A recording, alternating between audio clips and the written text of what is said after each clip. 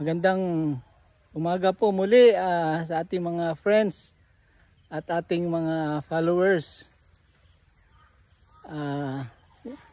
Bumati ka naman, Dodong. At yan ang katulong natin dito. Kita mo, ang tataba ng ating mga yellow na dragon fruit na sobrang tamis. At ngayon po ay nag-grass cutter si Dodong para hindi matabunan ng damo yung ating mga dragon fruit.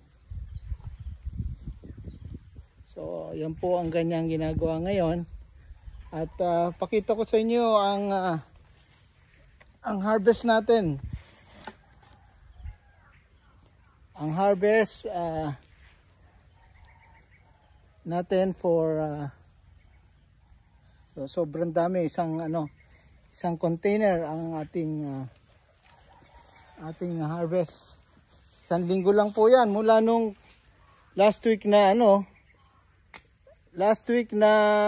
maliliit na bunga ngayon hinog na at dilaw na dilaw. So napaka ganda ng tubo ng ating dragon fruit. Marami pang maliliit dito at hopefully next week next week at first week na September marami pa rin tayong ma-harvest na dragon fruit. So yan lang po yung dagdag na report ko na pinakita ko po yung dami ng harvest natin for this week.